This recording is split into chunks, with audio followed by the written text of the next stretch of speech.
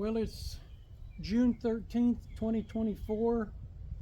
This is the first wheat crop that I've ever produced. It measures 27 inches wide and 60 inches long.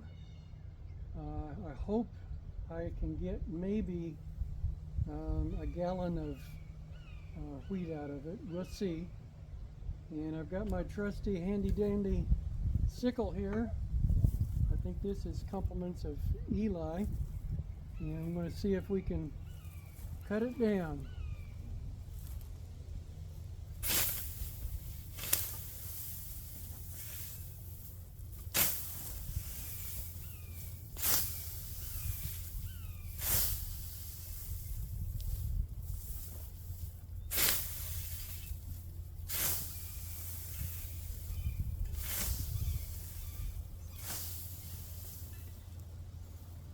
Looks like that's it.